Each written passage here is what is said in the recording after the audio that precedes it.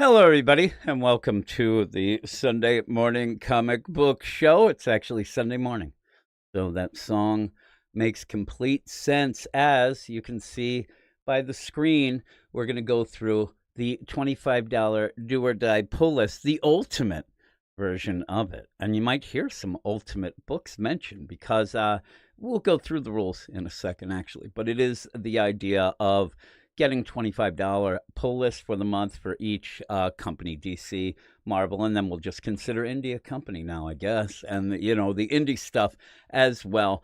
But before we do that, I figured that we would start with something else, something that some people enjoy, and that is the top 10 sales of April. These had just been released a couple days ago. Figured that maybe we'll start by going through those. Now, I always have to say, you have to take these with a little grain of salt. You have to realize that these numbers aren't actual numbers. They are actual numbers, but they're a very small sample size. You end up having about 125 stores that report using the Comic Hub system out of over 3,000 stores. Now, this blurb that they do put on, I get this from ICV2, the site. I don't know if they should update. I don't know if there's 3,000 stores left, but we'll just go with it. But it is really, really a small sample size, and things could get really thrown off very easily when you do this. Also, another thing that you have to keep in mind with these sales, this for April, because I ended up getting in a fight with my man Wes over at Thinking Critical about the Absolute Superman book. These are actually sales that actually start April 6th to May 4th. So you have that weird play where books that came out that first week of April, say an Absolute Superman, the sales of that, it takes away like 3 or 4 days of it as it hits the shelf hot.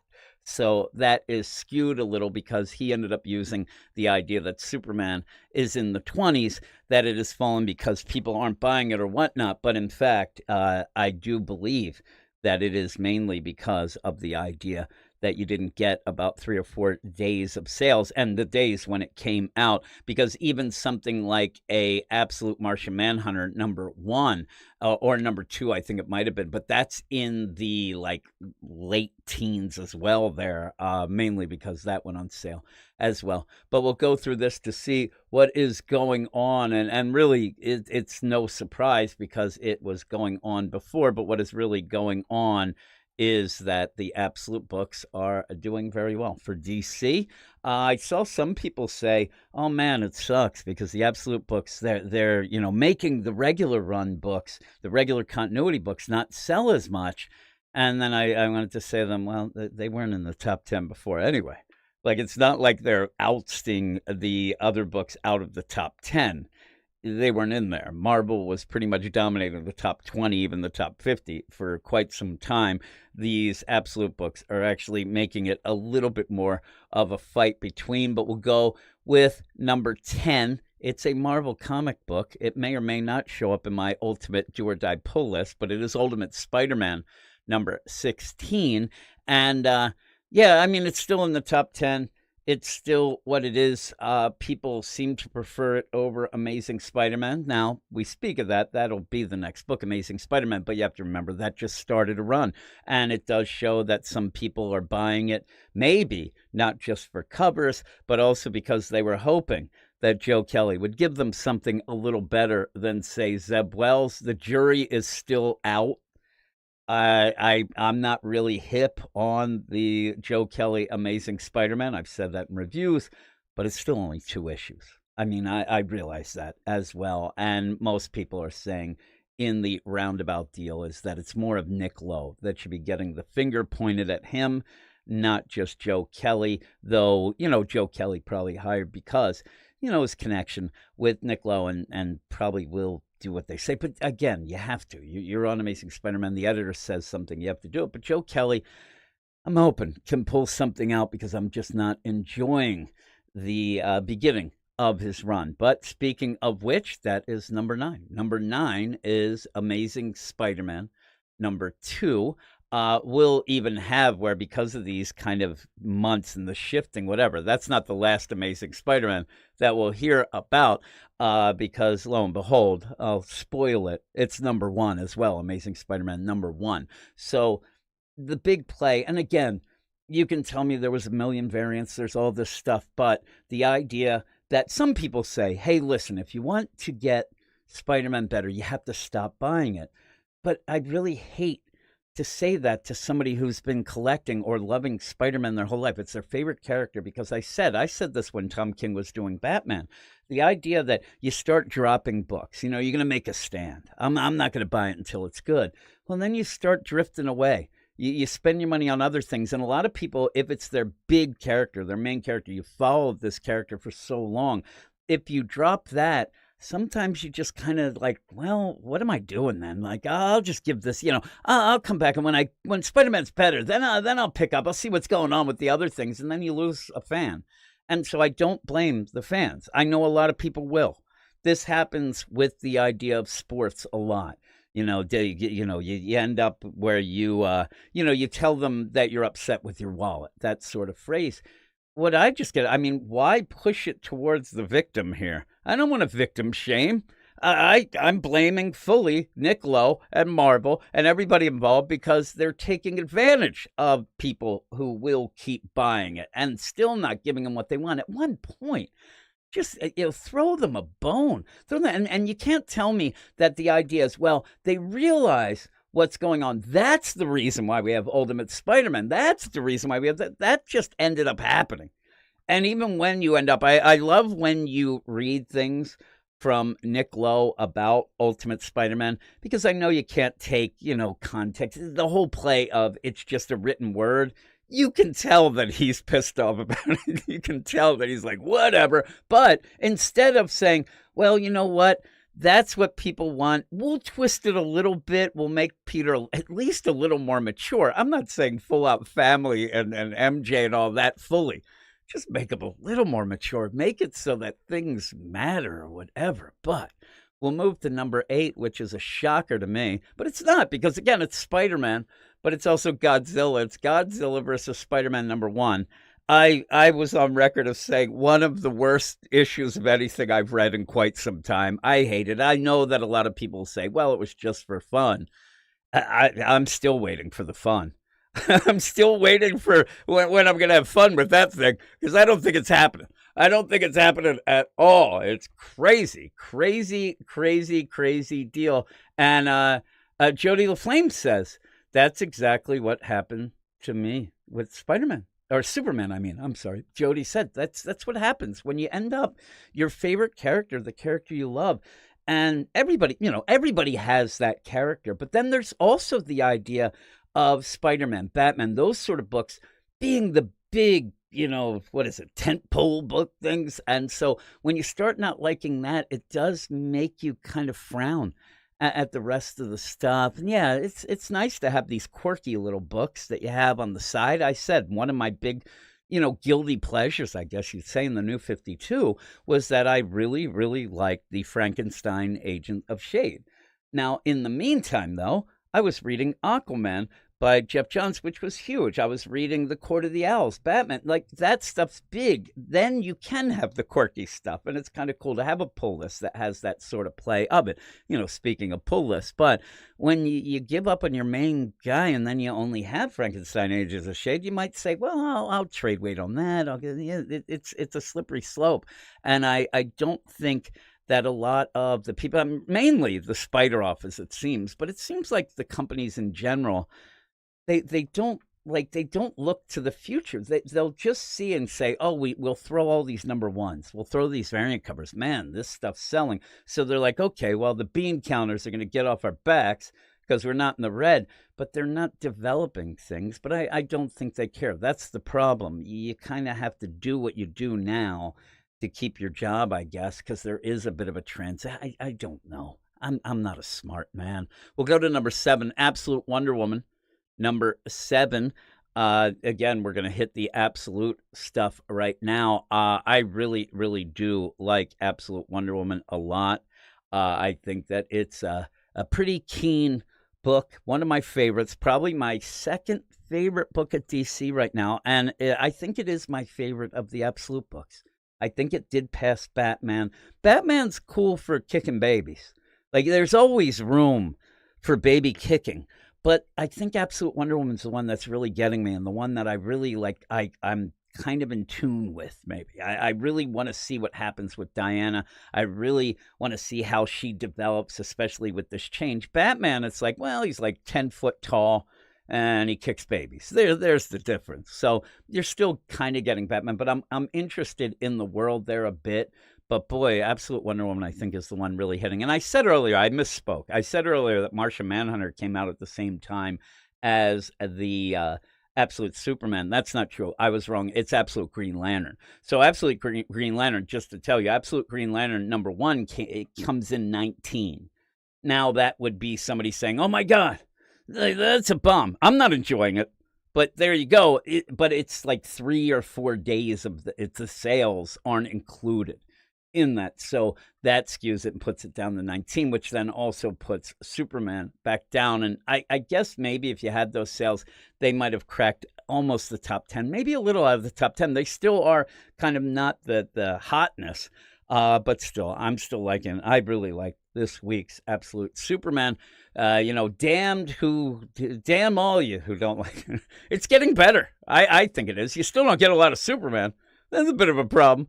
But it still feels like things are going on a little more than, say, an Ultimate Spider-Man, which people stay with because they like the whole family aspect. But that is #6, Absolute Martian Manhunter, #2. And maybe you realize that I just don't want to talk so negative because I'm not liking it. I'm not liking Absolute Martian Manhunter, #2. I did tell somebody on the site in a comment that I think that if I had to pick some to drop or whatnot, it would be Absolute Martian Manhunter, and already Absolute Green Lantern probably wouldn't be on my pull list if I had to. They're definitely not on my do or die pull list, but even if I was just, random Joe and Jane Q public, I don't think I'd be getting those two. But we have a podcast. I don't want to drop any of them because then what happens is what happens with our Ultimate stuff over at Marvel. You start, again, like I said about the regular, you start dropping one Absolute book, then all of a sudden you're like, well, I don't like that when you drop that one. Then you start going, well, if I'm not going to deal with all of them, I'm not going to know what's going on, and then I'll come back to those. So those would have been the ones. But #5, maybe it's a shock because I don't really like it,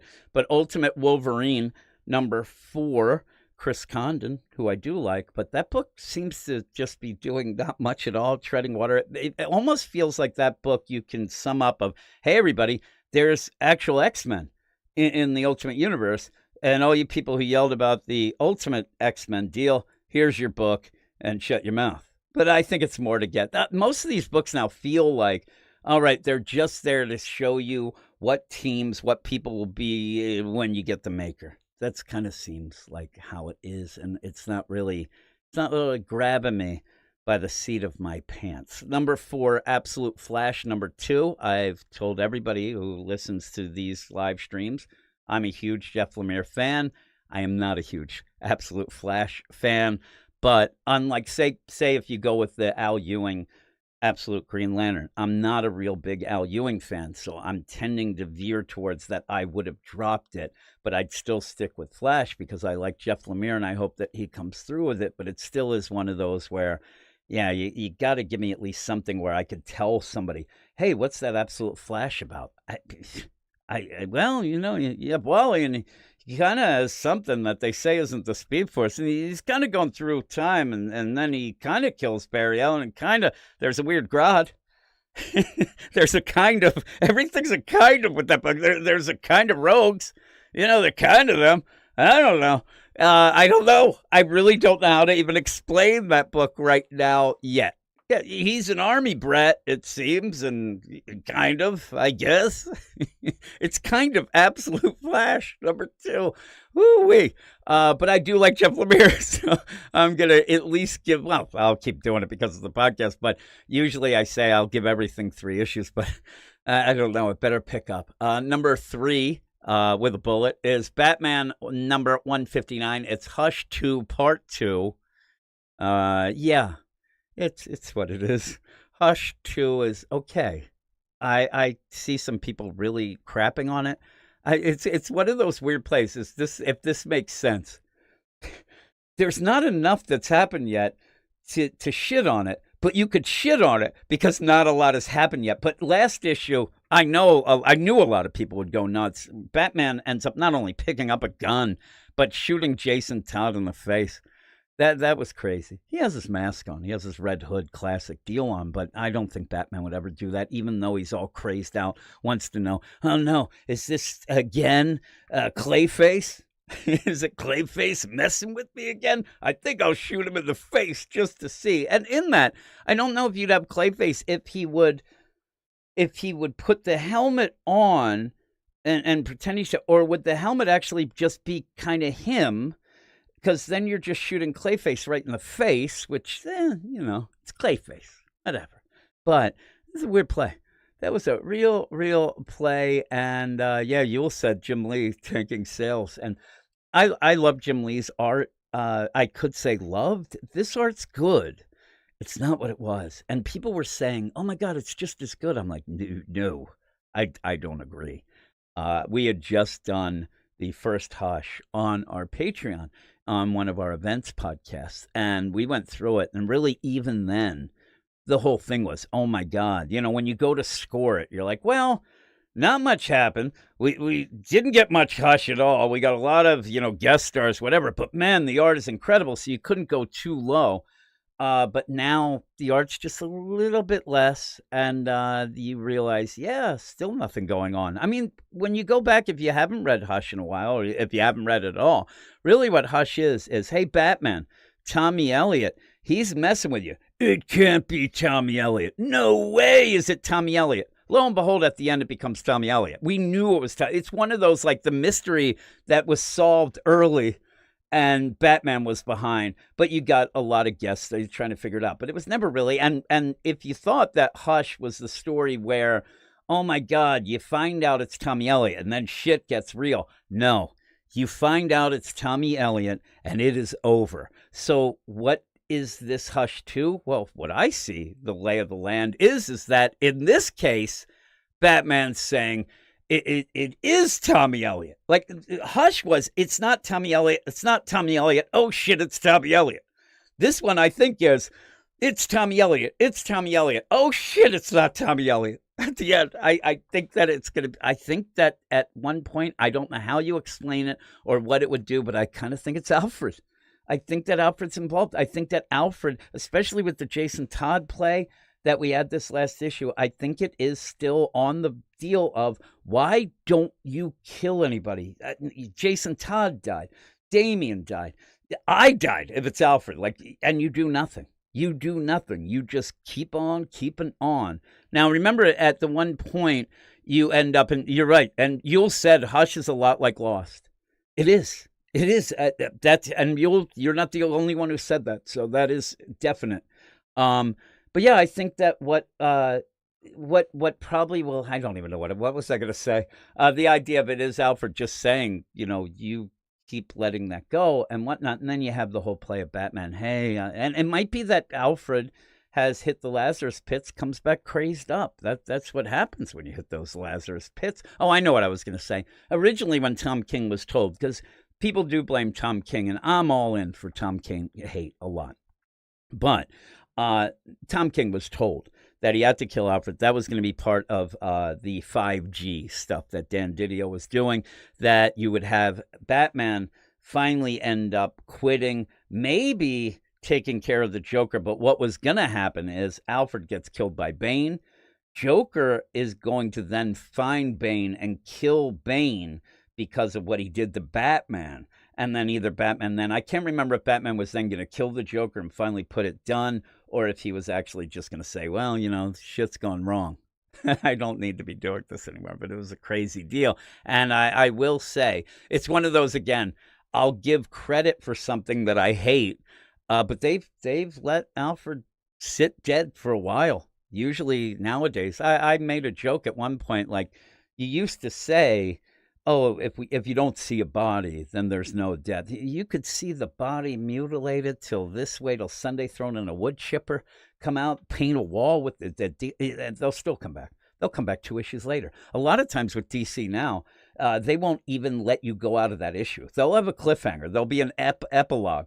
Hey, look! Oh no, Tim Drake didn't get killed. He's in a crazy multiversal prison that has Doomsday in the cell next to him.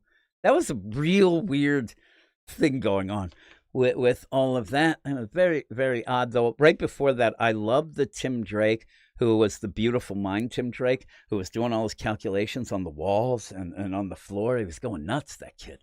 But we'll get back to the sales. We're at number 2. That's Absolute Batman number 7.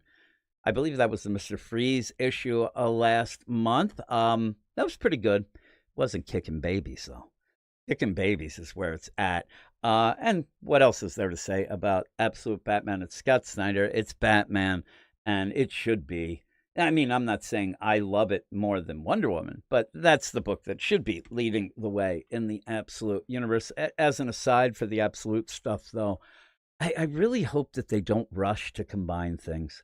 I really want it to percolate, as you say. I want it to, simmer or cook, which I use this to have a segue in. Right now, I'm cooking pork belly, and it's up there.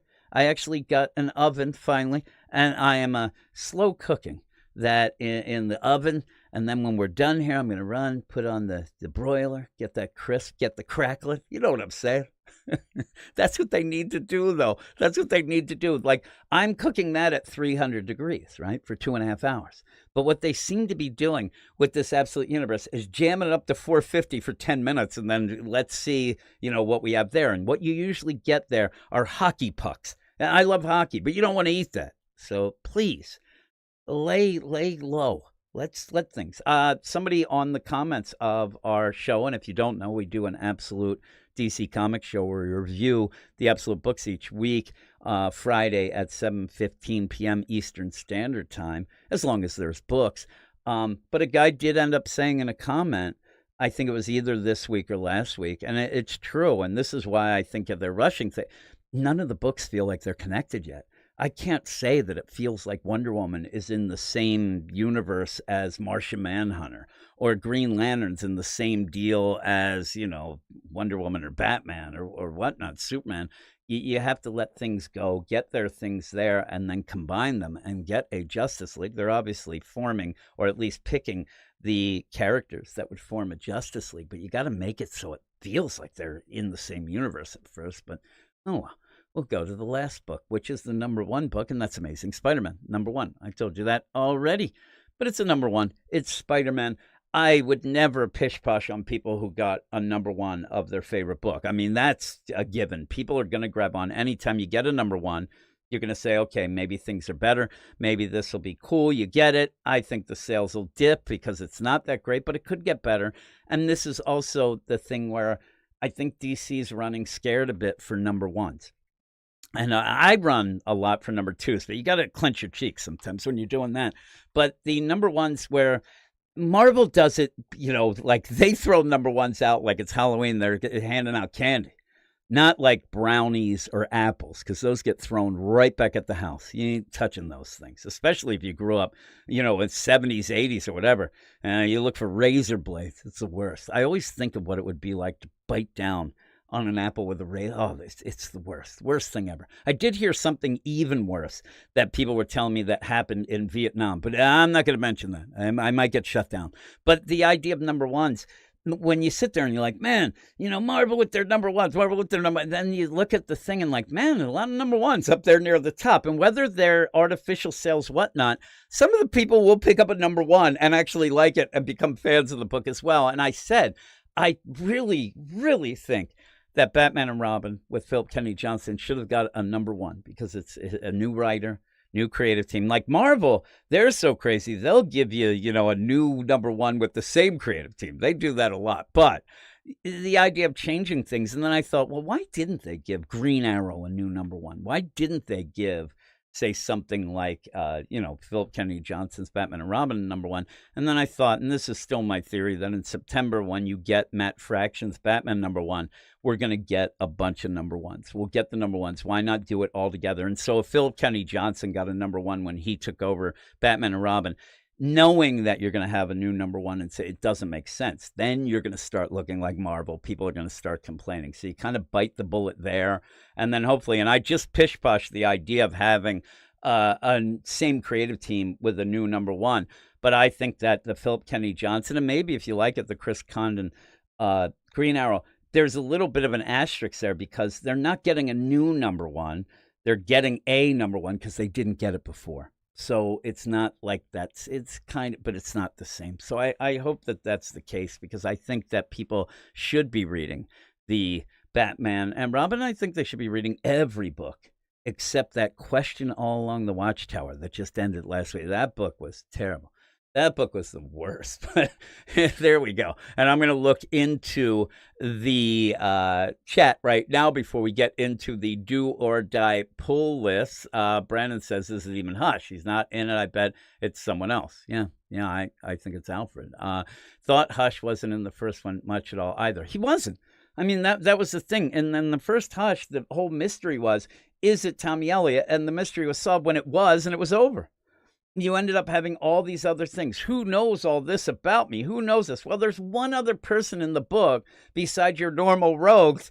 There you go. Tommy Elliott. And then you have to do that. Oh, Harold Allnut, he went in and he ended up finagling the thing for some subliminal messages. Batman was like, why do I keep thinking of Tommy Elliott? And why do I keep drinking Ovaltine?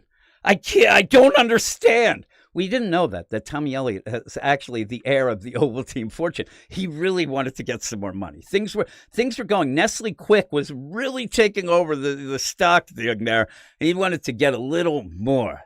But Hush, again, Yule said Hush is a lot like Luz said that, and lots of sellouts on this list. There was. Yes, and Lane is there. Hello, Lane. Jack is here as well, says, just like barbecue, low and slow. That is the tempo. I learned that from the Beastie Boys back in the day. Yeah. You just take it slow. Don't rush things. It's your big thing. Why rush it? Now, the play would be to get greedy and say, well, if we combine them, then everything will do good. That doesn't work. It's like you're writing a dirty song, right? And you can't write a dirty song about every dirty thing. It's going to fall apart. Or you have genres, right? You have 40s big band and you have 90s grunge. You could combine them if you want. It's not going to work. Maybe it will. I might try that later. And then Lane says, hey, Jim, a little off-stream topic, which isn't everything, but I have to ask, did you read All New Venom number 6? And as the outcome of that seems to mess with her character even more. Plus, no skin face MJ. What? Yeah, I did read it. We ended up reviewing it. I thought it was nonsense. I thought one of the things is not just with MJ, because MJ and Venom, they don't go well together. That's not chocolate and peanut butter. That's oil and water. They no way would MJ combine with Venom and not have a lot of just freak out at Venom and all that. It seems like they're like Skip to my Lou walking down the lane. But what I did think was you had 5 issues, right? Yeah, or it was 4, I guess, whatever it would be. But I thought this week was 7, but it might be 6. But you have all those issues. That is oh my God, who's the all new Venom? Who's going to be Venom? Is it Flash Thompson? Oh my, is it Paul? Oh my goodness, it might be. So you go through all of that. And then you reveal it's MJ, which you never would have known and never could play along. And the reason why you realize that's the case is then they have to have the next issue try to make sense of it. If it was the reveal of what they were saying and this big idea that we could all play along and say, oh my God, I think it's MJ. People, I think it was a crapshoot before. You're like, yeah, I think it's whatever. But you didn't have real reasons. So then when you get to it, it's like having, Agatha Christie novel where at the end she says, oh my God, it was I've never read an Agatha Christie. It was the butler in the one car of the express. And then afterwards, they're like, wait a minute. And then you have to have a follow-up novel to explain why that made sense. That's not how you do things. That's not a mystery. The mystery is what the hell they're thinking. And I know the mystery solved is that they want to make MJ a viable character minus Peter. They want to get her to be something that you don't need Peter around. It's not working. Jackpot didn't work. Also, just think of what they ended up doing with this whole play. They end up where you have that stupid Jackpot spin the wheel of nonsense, and that has a limiter that Paul put it on. So it was the worst. I mean, here's the thing. We'll go through Jackpot. Jackpot shows up. Paul makes this crazy spin the wheel gauntlet thing that she puts on. She spins the wheel, and whatever pops up, that's her power. The combinations, whatnot. She might turn into water-based power. She may fly, even though she seems to fly all the time now. But you also could have weird things. She turns into wood, right? The fun of that, like a Dial H at DC, is that you end up not always getting the power that's best suited for the situation. You end up fighting a fire monster. You turn into wood. You're done. You're done. But the crazy play of that is, and it could work for MJ, she's smart. You show how smart a character is, that when they get a power that doesn't quite fit the situation, they are able to figure out a way to make it work. That's what makes a character like that, with a random power, spin the wheel. That's what makes it work. That, and the fun of it, the fun of, oh my God, what if this goes wrong? It doesn't always have to go wrong. But then suddenly, because you had too many fingers in the cookie jar, you ended up where this writer sets it up. Then you get the next writer. I think, Jed McKay's him up. But when you start going and have solo series and things like that, one of the first things they did was Mary Jane can spin the wheel again. If she spins it and doesn't like what she gets, she respins. They never set an idea that you can only spin it once a day. You can only spin it once every 8 hours. You needed that. They never did that. Then they threw in that there is a 0.0001% chance if you get skull, she dies. There's tension to it. If you add it where it's like a cliffhanger where she's like, oh my God, I'm falling out of a plane, which would be, she spins it and it goes skull, and then you don't show the last one, it's still spinning cliffhanger. You're going to come back to see what happens, right? But instead, Paul puts a limiter on, says, oh, that's not going to happen. I made it so that won't. What are you doing? So then all of a sudden, to make the stupid MJ and Venom work, they have to end up where, oh, we took the limiter off. That's what Venom did. Plus, Venom's kind of in the system. The call was from within the stupid gauntlet. And then she did that for them, Venom to save. Everything is convoluted nonsense. This is the thing. People keep telling me that there's Al Ewing. Oh, my God, he's so good. I'm waiting for it because I didn't love Immortal Hulk. And there's some other books that were just gone awful. But we'll go back, and I see Lane. Lane's losing his mind. He says, I'm dropping all new Venom at this issue since they're not inseparable now. I will say I actually like how they handled Paul Harab in this issue. They actually made him a character a little. That's the thing. I might disagree. And only because I think that what they're trying to do, either they're doing one of two things. They're making people think that MJ and Paul will break up. I don't think that's happening. But I think also what they're going to end up doing is that they're trying to, they're trying to make Paul maybe sympathetic. Boy, he comes off like a sniveling just simp. But I do think that we will have the end of Paul coming soon, because I think the way they will do it is that MJ will be in big trouble and Paul will jump in and sacrifice himself. I think that's the only way they can really get rid of Paul, unless he, turns full villain. But I think that he will sacrifice himself to save Mary Jane. But even in this issue, Paul's like, when you came back, I was crying. Oh, my goodness. Oh my. And Mary Jane's like, yeah, I didn't really think anything. I didn't have any feelings. I'm like, there she is. There's our gal. She's starting to realize what the hell is up. But yeah, and then you end up where Dungeon Crawler Carl says, none of the choices was anyone I cared about. Yeah, that was the biggest problem too. And you have Rick Jones like stroll into the court with his Marvel comic shirt on. I'm like, get out of here. Lane says, yes, I know people hate him too, but in ASM by Wells, he was just a living brick wall. At least in All New Venom, Ewing has made at least I'm telling you, I still don't think it's a character. I think he's a prop. I think he's a complete prop, that all he is woe is me. I hate this Venom deal. It's a three-way. I'm not involved. I don't think that's like saying a character is a character of just like, I don't. He doesn't have any background. Then Dylan comes in and throws shade. I just don't really think that he's anything.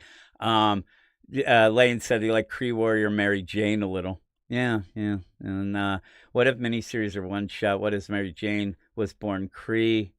Uh, then what is MJ was Barrel F the Nova Core MJ is, but there's no way that would sell. It looked fine, but it's just nonsense, that whole thing. MJ's smarter than the writer. There should be no ability to respond, says Jack. Yule says Paul is the best iconic character, ironic character. He's kind of iconic for being ironic. It's weird, though. It's like the idea that you don't like Paul. It doesn't really go that deep, though. It's like, yeah, he's the worst, but I don't even care. It's like, oh, look at him. And now once you get him out of like the Spider-Man Amazing, now he's just with Mary Jane. He's just annoying, but it's fun. And yeah, Yule says, yeah, see, Yule, me and you are the only ones who'll stand up and say that Immortal Hulk stunk. I liked a little bit of it. It got really boring to me. And then it just seemed to be spinning its wheels. And it was like one of those, well, this is working, so we'll just keep doing the same old thing. I just didn't like it. It became, this happens a lot now. I don't know it's because there's a lot of books that aren't great. And so when something's slightly good, it's not just elevating it, but it's by the idea of never wanting to badmouth it. I think that Ultimate Spider-Man has some real bad issues with pacing. We don't get a lot of Spider-Man. I get bored. I actually, at one point, was 3 issues behind. It was a book that I read right away. I was 3 months behind at one point. We stopped reviewing it on our podcast because it was just boring. You just end up going. But nobody, like most people, I think people here might end up with the deal. But the idea of, it's great, and you never want to pull back. Like, no, I can't admit that it's not that great now. But you can admit it. You can say, hey, it needs to pick up. Hey, this issue is down. But boy, you go on like Twitter or get on Reddit, and even the League of Comic Book Geeks, and you say, man, I hope this picks up. Pick up! You can never pick up. This thing is going balls to the wall. Oh, my goodness. It's the greatest book. You're a moron. At least with the Ultimate Spider-Man, you don't get what you did get with Immortal Hulk, and you'll probably agree with me. The idea where when you say, this isn't a good book, I don't like, oh, you're just stupid. You don't get it. I'm like, yeah, I'm not getting it anymore because I dropped it. How about that? That issue 25 was one of the worst things ever. I ended up with not liking that. Yeah, Jack says Paul needs to be traded to DC so he could join the Sorrow Lanterns. He'd be a great Sorrow Lantern with that man bun. Him and Nate Dogg going around crying to each other. Right? That'd be great. What happened to you? Well, I got left at the altar. Carol went with Hal Jordan. I'm really sad. What happened to you, Paul? Well, my dad and me were genocidal maniacs. And then I came to the 616, and Mary Jane told everybody, well, he feels bad, so don't, do anything about what he did, and he's a good guy. But then my fake kids disappeared, and now Mary Jane seems like he's hooking up with Venom. And then Nate's like, yeah, I think you got me there. And he said, I don't know what you're talking about. Now, in that, please, I think that this is the play here. And Jack, you're onto something. We have DC versus Marvel coming up. Please, Paul versus Nate the Sorrow Lantern. And all they do is just go back and forth. You think you got it bad? And then they keep going. It'd be so great. The book that nobody needs, but they didn't know they want. I don't know what they didn't know they want, but they need. Oh, yeah. Lane says, sorry if I got you sidetracked. I never have hated Paul. I just never cared about it. That's I'm telling you, that's kind of like the deal. I hate him just because of what he means and what, Nick Lowe kind of gives you with that. Like, hey, instead of getting what you want, you're going to get Paul. But overall, I'm like, look at the guy. The guy's got a man bun. He doesn't make good decisions, and says this comic did confirm Paul and Mary Jane had sex multiple times. And that's the thing, too, Lane. You remember, am I wrong? But at one point when they had the kids, I think they were worried about the idea. They'll give you Paul, but and they kind of said that he was impotent. They kind of said that he couldn't do that. I think Mary Jane kind of like wink, wink said like, oh, I think it was to Peter. No, those aren't our real kids because he can't do that. I'm like, the thing is, he may be impotent, but he doesn't look. I was going to make a joke about him not dressing well and not looking impotent, but yeah. So yeah, he. I think that's what it was. I think it says I did drop One World Under Doom after reading issue 3 yesterday. That series is just too boring. Yep. I said issue 2 ended up feeling like you went to like some local college, like a junior college, poli-sci class. And the teacher was just, not very smart, maybe. I don't know. But the third issue just kept going with, why do they keep making the heroes look bad? Why are they making the heroes look like dolts? I just don't get it. When you have the idea that you send out mind readers, hey, we need our mind readers to go and, mind read the world leaders. Like, that's a little sus anyway. Maybe have it that you ask them, but still, they go to do that. But in the meantime, they're not waiting for the results. They go to fight, Doom in Latveria. They go to invade a sovereign nation. They're going to fight Doom. And then in the middle of the fight, lo and behold, they get the word, oh, didn't you hear? Doom didn't dupe them. He just gave them offers. I'll say it every time that book comes out, and every time we talk about it, that it's Ryan North saying that the real villains are us, that the real villains are people who can't put their political differences aside to try to make a better world. That's all it is in my mind. At the end, I do believe they'll finally see that Doom did a little something, but it'll be because he goes over the top in a way that he thinks is needed. I don't think he's going to go, I'm blowing up the world. I think that it'll not even slip. Something will happen and it'll show the true Doom force. But again, Doom thinks he's doing the right thing. And then they'll be like, that's the way out. And then Doom will say, that this would have solved every problem in the world. You just couldn't overlook the idea that you have set me up as a villain. You'll never let me do that. And, maybe let things slide a little. Maybe habeas corpus has to go away a little. You know what I'm saying? Like something like that. It's a crazy play. But that's what I think is going on there. And there, you end up where Yule said he likes ASM, and he thought number 3 was good. It was okay. I'll tell you, I still didn't like it, but it gave me the idea of maybe get out of the story, and maybe it'll be okay. But yeah, I hope that everybody likes it. That helps everybody. You know what I mean? Especially Yule. He has a comic store. He wants things to be good. And I'll give Yule credit. I'm going to give you full credit here. Yule has a comic store. That's his life, right? That's what he does. And yet I've never seen Yule ever, in my mind, my estimation of I know him a bit from being on the Aficionados, but I've never seen him say a book is good, that I don't think he's telling the truth only because he wants to sell things. The idea of, oh my God, no, this book's great. This book's the best thing ever. Like thinking in the back of his mind, I better like these things because I think that maybe Yule might say that's one of to his detriment. Because I do that a lot with the podcast and things like that as well, where I'm like, I know that things should be 45 minutes at the most, 15 minutes best, and I end up 4.5 hours. I'm like, why am I killing myself with this? Or the idea that if I hate everything, you get that reputation and stuff like that. So, yeah. Lane says that ASM's been solid. So yeah, so that's the deal. Matt has a super chat. Thank you, Matt. Says, good morning, Starshine. Oh my, I'm Jimmy Starshine. I like that name. I think that would be a good disco name. I might have to do a song about that. Maybe. Yule also says, Lane and me against the internet comic fans. Again, though, and I said it earlier with Immortal Hulk. Man, Yule don't like Immortal Hulk. It's fine. We didn't like it. It might not hit. You don't have to attack people, but that's the idea, too. I think that some books end up getting in a rut, just like it's a negative rut, but it's the same thing as Immortal Hulk, where people just want to shit on Spider-Man now. They just want to shit on it. I hope that I'm pretty honest with myself and everybody else that if it does get good, I'm not going to deny that it's good because, oh, look, I get all these hits with a negative thing. I don't even do that stuff. I like these live streams. I don't even like reviews supposedly don't work on YouTube anyway, but I don't like doing, everybody keeps telling me, Wes says all the time, you have to do commentary videos. When I go to do it, I don't know. I said to myself at one point, I don't want to get up every morning to think about what I hate. Like, man, what am I going to shit on today? Because that seems to be the ones that work. Like, if you get on and say, hey, everybody, you know what's really cool? Spider-Man. It doesn't work. So it ends up where I just don't feel like I want to get up every day and say, hey, you know what I hate today?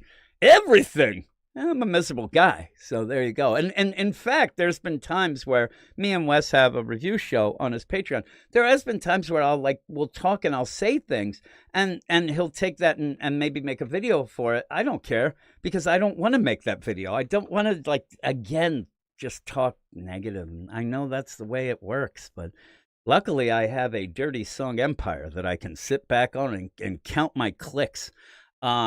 And yeah, Yule says Lane and him again. It is. I'm telling you, I'm coming. I don't know. Maybe I'm coming around a bit. I got to give it more of a chance, but you can't shit on it after a couple issues. You can say, okay, this is a weird start or whatever, but that's the problem too.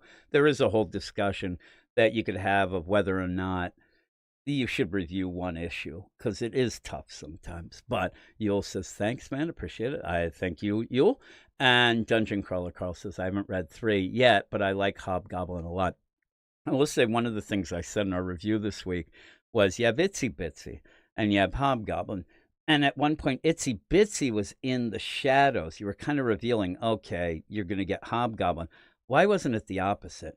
I would have really liked this cliffhanger if we weren't really sure that it was Hobgoblin involved, but we kind of already saw him, kind of getting involved. So Itsy Bitsy, though, as the big reveal, I think you switch that. You see Itsy Bitsy, then people are like, who the hell's that?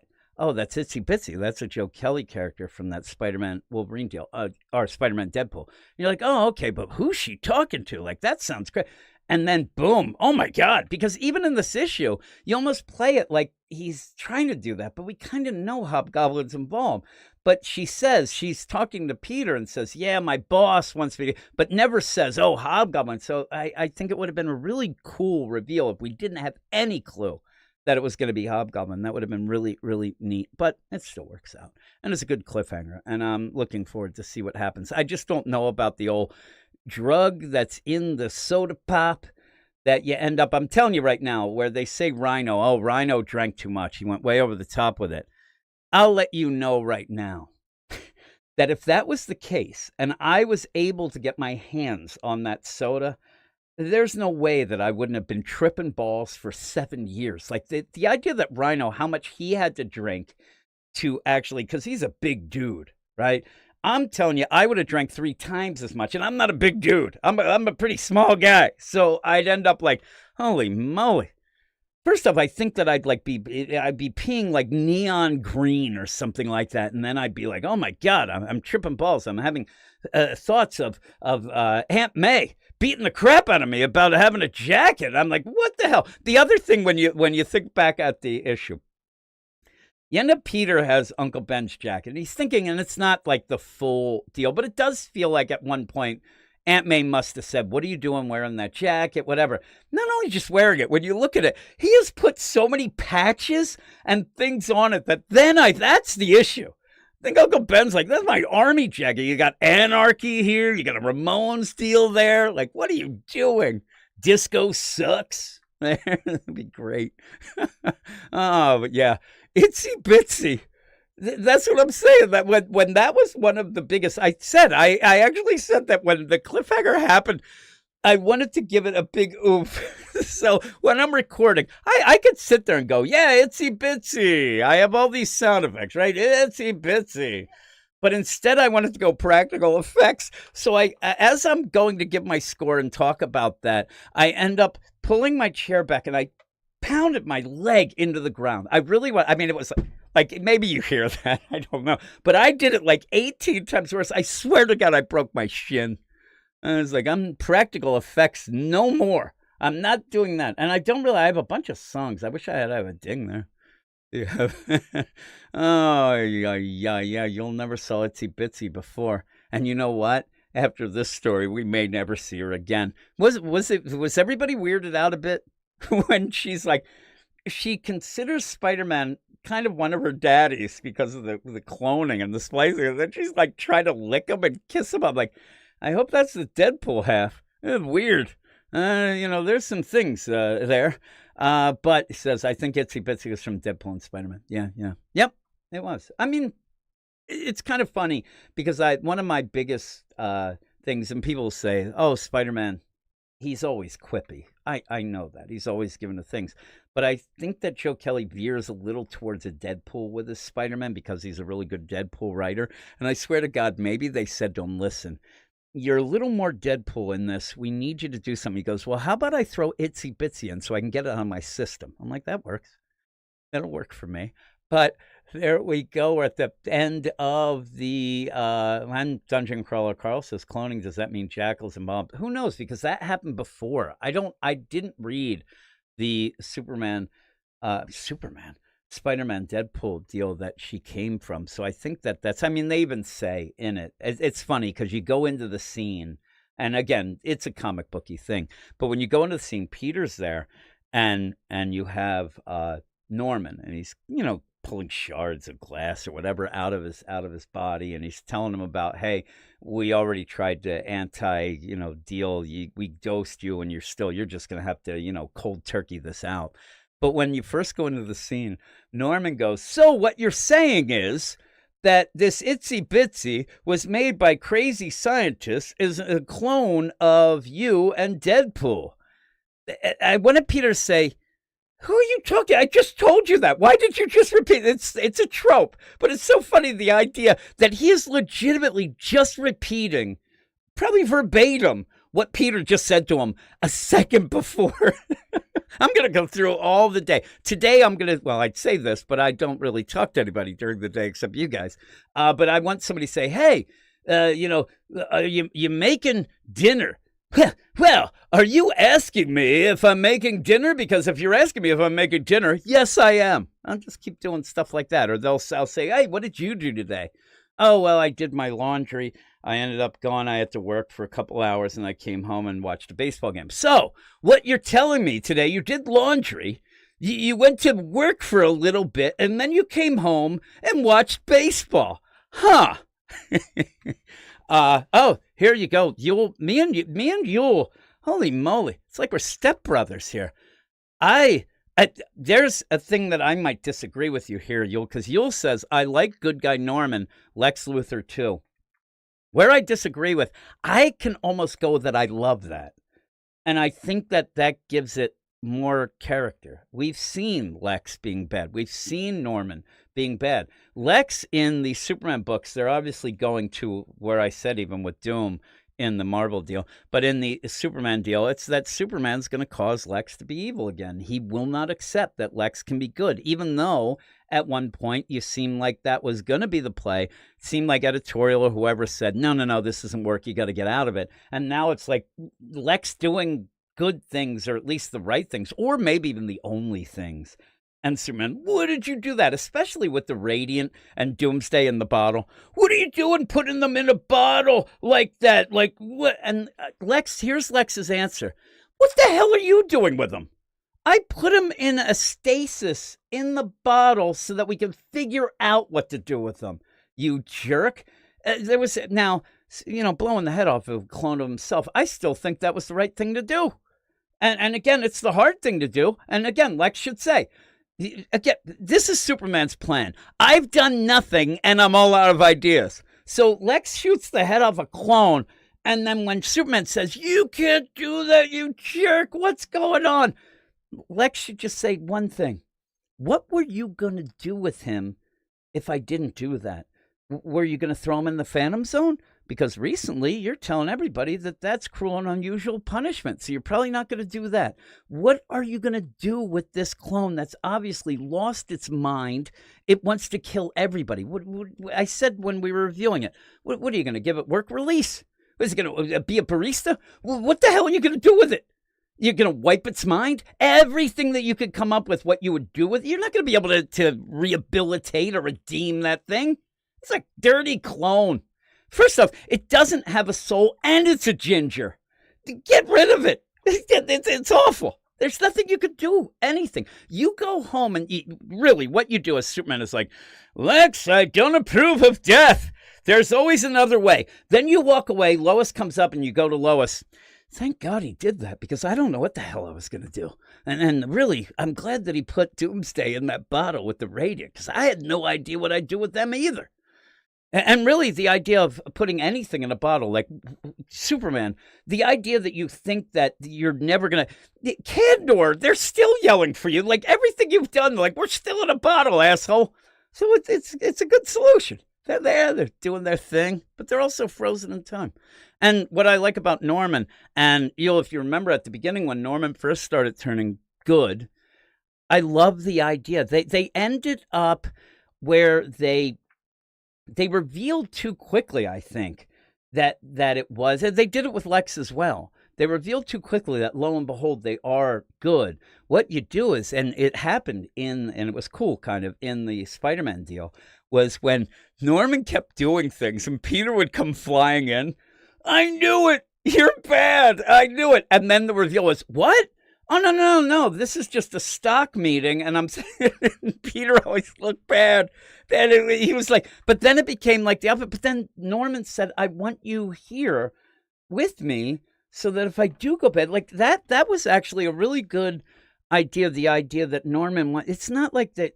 I know that people, me and you are probably the only ones, but the idea that you end up having Norman who wants to be good, but knows that there's a real big possibility that he's not going to be able to do it because the Goblin is its own thing. It ends up taking him over. So he had Peter there just in case. And you could have played that idea.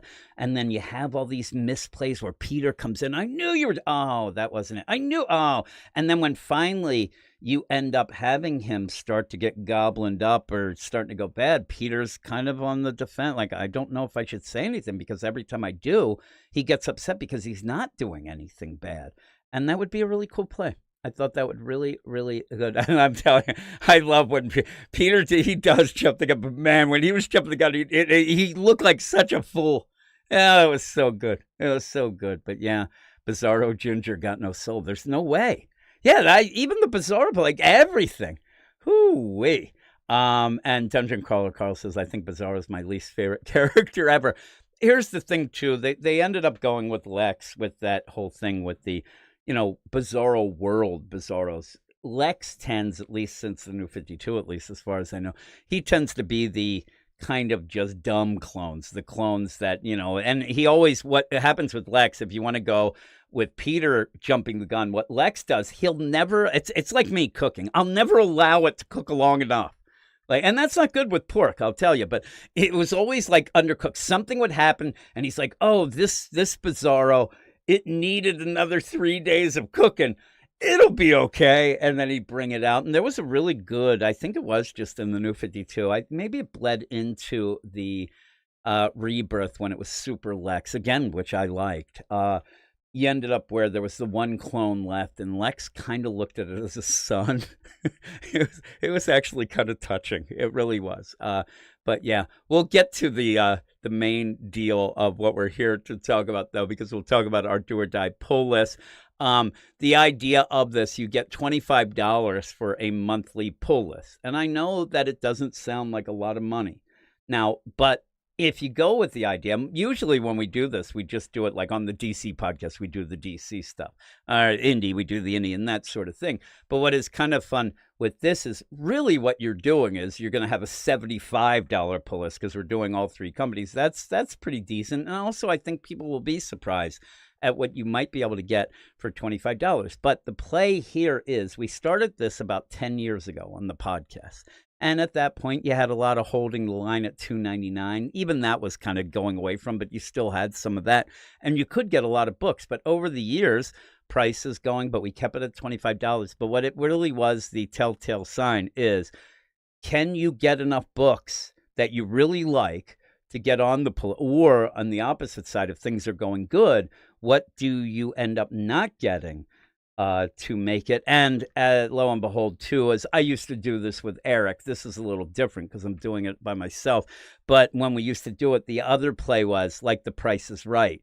you tried to get as close to $25 as you can, which led me to cheat a lot of times and say, well, I'll tell you right now, like the idea, well, I'm going to get this digital thing here. Also, at one point, I tried to convince Eric that I was allowed to get a Whopper to fill out my pull list. Like if it ended up or a chase. So really it is just the company and the $25 deal. So I kind of put together my list, but because it's not doing it against somebody, I didn't look up the prices. I didn't end up looking up the prices of them. I'll look them up as we go, and I have my phone here, and I'll add it up. So that'll be the fun of it, because, well, hopefully I'll end up going. And even with that, I could probably just go with saying, hey, these are the books that I would buy, and then see how I'd have to trim that. And we'll start with DC, and DC is at a good spot right now. They have a lot of cool books. You have the Absolute books. I know for a fact that the Absolute books are $4.99. So that's going to put a damper on things. Like, you can't have all of them. And if you get too many, you can't get regular continuity stuff. And the other thing is there's a lot of $4.99 books now, which is going to cause trouble. But I know it's $4.99, but I'm going to pick Absolute Wonder Woman as my first book on my list. So I put that on. And again, at this point, everything's open. And I was thinking maybe I get Absolute Batman. But I think I'm going to go with Absolute Wonder Woman. And then from there, just thinking off the top of my, the top of my head, I definitely think that one of the best books is Batman and Robin, which, again, I have these in Windows, but I haven't looked at the price. So I'll go and look. And now here's where we get to have fun, because I know it's a Batman book, but I think that it should be $3.99. Yeah, it's $4.99. Just look, see, that's nonsense to me. It's already starting, but that book would have been better served as $3.99. But it's a Batman book, Batman and Robin, so I get it. So I'm already almost at $10. So I gotta watch my P's and Q's, because the next thing that I think, and again, some of these are just like off the top of my head. I didn't really research fully of like, okay, I'm going to go through all the books. I'm thinking of the ones that I really like that I would know right away. And the next one would be Green Lantern by Jeremy Adams. Again, it's a Justice League character kind of deal. I think, yeah, it's $4.99.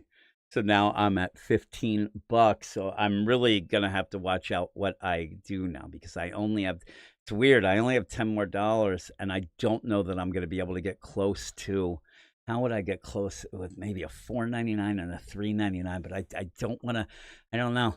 My next deal is Green Lantern Corps. Green Lantern was $4.99, so I am, yep, it's $3.99. So I'm doing okay.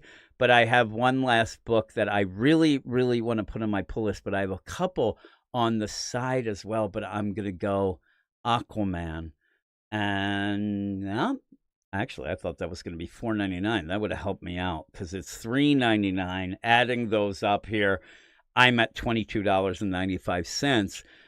I don't know that I can get anything then to go close to 25. So that is kind of lame. That usually, and what we end up doing when we would do this, if you can get right on the deal, if you're like pennies away, that's like the ultimate pull list. That's like the ultimate deal of what I would love and whatnot. So I'm going to look now, because that's going to be my deal. I do have some others that I would love to put in that I could probably, one of them being a book that came out this week, and it's Resurrection Man. I'm really liking that, thinking of that as possibly a limited deal. I know that's $4.99 because it is Black Label. I looked at that this past week. I guess I could drop, see, I want to have Aquaman. And I want to drop a $3.99 book, because I want to get that extra buck, so I could be $23.95 and get close. But I don't know. I think Green Lantern Corps, I'm liking that more at the moment than maybe even Green Lantern. So I'm going to stick with the deal. Also, I mean, lo and behold, somehow I'm a Ram V fan, because I would have put New Gods on there as well, but that's still that second tier. I'm not going to be able to give Ram V any love, and I'm going to have a lame $22.95 pull list. But it's Absolute Wonder Woman, Batman and Robin, Green Lantern, Green Lantern Corps, Aquaman. The weird thing is one of the next ones that I definitely would have put as well would be a Superman. but I like these more, and maybe what I'd do is get rid of having 2 Green Lantern books and not a Batman or a Superman, that's weird. So I might go I guess maybe that's what I would have to do. Maybe take Superman and take Green Lantern Corps off, thinking that the things that go on in there will be explained anyway in Green Lantern. So I could do that. So I end up getting more close to, I get 23.95.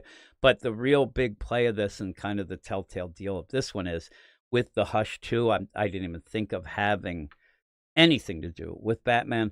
And I don't think that, Tom Taylor, where I thought the story was going somewhere, that Detective Comics would not be on my list. And my favorite character, Nightwing, is not on the list. I think that book is hot garbage. I want to stay way away from that.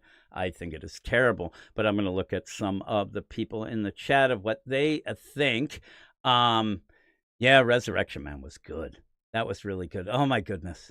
Metamorpho #1. Metamorpho with Al Ewing's Metamorpho. That's definitely for, I think, older readers who just want to get a kick. Also, I think it's for comic book professionals and maybe even comic store owners. People who want to celebrate just comics in general, want to celebrate the fun of the Silver Age, but you're not going to get much of a story. You did get some things in there, and you did change some things, but I think it's more of like a celebration than a must-read for me. Yeah, there's Dungeon Crawler Carl said that I remember counting pennies to buy Maximum Carnage tie-ins. That's crazy. And yeah, that he said he'd have to do this every week. I didn't read comics as a kid, but if I did, I wouldn't have been able to afford any of it. I had no money at all. My family was not rich, I'll tell you. My dad, actually, he had a job at IBM and decided that he needed to go off on his own and do his own thing. Worst decision. I told him that. He kind of got us together as a family and said, this is what I'm planning on doing. Anybody have any ideas? I'm like, that sounds like the stupidest thing I ever heard. Like, what? And I was little. And I'm like, I'd rather go with the deal. And yeah, it didn't work out. I was right. I never really rubbed it in his face. I should have. I think he probably would have punched me. And I'm looking at the deal here. Lane says he loves Batman and Robin. It's great. I loved it as well.